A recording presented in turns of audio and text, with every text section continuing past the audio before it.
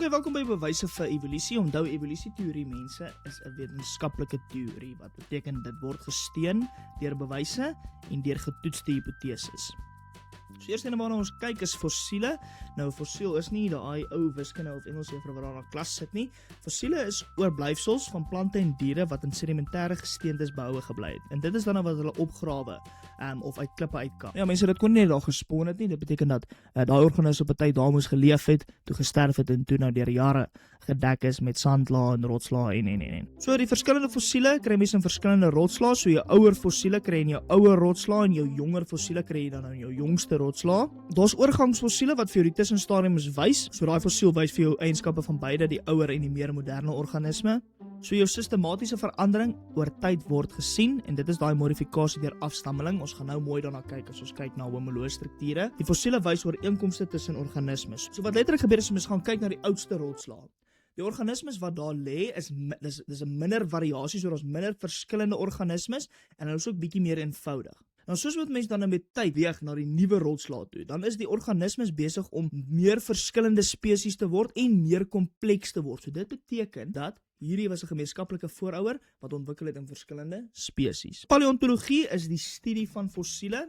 Dan kry jy 'n paleontoloog wat die wetenskaplike is wat fossiele bestudeer. Hulle biogeografie as 'n bewys van evolusie. Biogeografie is die studie van waar spesies gevind word en hoekom hulle daar voor. So jy het verskillende gebiede met verskillende plante en diere, so al het daar twee gebiede 'n soortgelyke klimaat en toestande, kan verskillende organismes nog steeds daar voorkom. Jou verwante spesies is dikwels in dieselfde geografiese streek. Kyk na die voorbeeld van die kameel hierso, as ons kyk na die Afrika en die Asië kameel. Hulle is baie soortgelyk, deel van verskillende spesies, maar omdat hulle in daai selfde geografiese streek voorkom, sê dit vir ons dat daar was op 'n tyd 'n gemeenskaplike voorouder waaruit hierdie twee spesies ontwikkel het.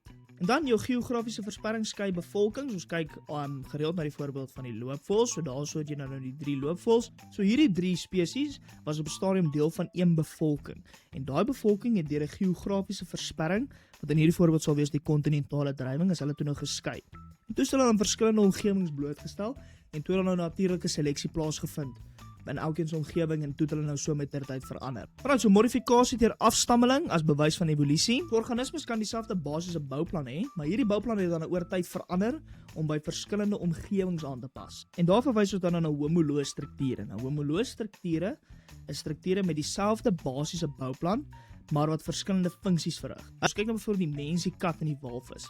Al 3 se voorste ledemaat het 'n humerus, 'n radius, 'n ulna, carpale, metacarpale en phalanxe. So die bouplan is dieselfde, die funksies verskil. So die sistematiese verandering oor tyd, by die fossiele kan mens dan nou gaan sien, daai spesifieke struktuur, hoe sy bouplan met tyd dieselfde gebly het, maar ook tog verander het om 'n verskillende funksie in verskillende organismes te verrig. So, genetika is 'n bewys van evolusie. Jou genetiese ooreenkomstes wys dat 'n organisme moontlik 'n gemeenskaplike oorsprong het. So organismes wat nou verwant is, het 'n soortgelyke DNA-strukture, hulle het soortgelyke volgorde van gene. Daar is soortgelyke dele van DNA wat geen funksie verrig nie. Ja, daai onthou, daar is gedeeltes van jou DNA wat nie funksies verrig nie en eintlik maar net daar chill.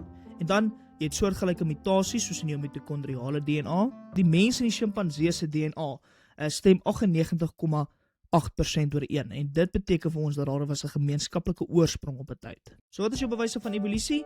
Fossiele, biogeografie, modifikasie deur afstammeling en genetika. In 2025 eindjaar vraestal, toe vra hulle daar by 3.3.2, identifiseer die bewys vir evolusie wat in die diagram voorgestel word. So daarso wys hulle vir jou 'n wêreldkaart. So jou kaart gee mense is dit eintlik maar 'n dead giveaway. En dit is biogeografie.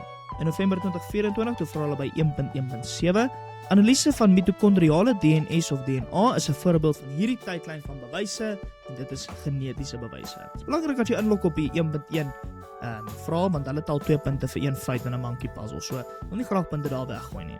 In Mei-Junie 2024 vraestal, toe vra hulle daarso nou weer eens op 1.1.5, hulle vir jou 'n wêreldkaart met buitelrotte en buitelmuise. Die buitelrotte is in Suider-Amerika, die buitelmuise is in Australië. Dan vra hulle vir jou wat is 'n tipe bewys vir evolusie wat hulle hier nou vir jou voorstel? En ja, dit is biogeografie. In die November 2021 vraestal, toe vra hulle by 1.2.4 soortgelyke strukture wat verskillende funksies in verskillende organismes verrig. So wat is daai strukture wat dieselfde bouplan het maar verskillende funksies verrig? Dit is homoloë strukture. Maar volgens gaan ons kyk na variasie en wat variasie veroorsaak in populasies.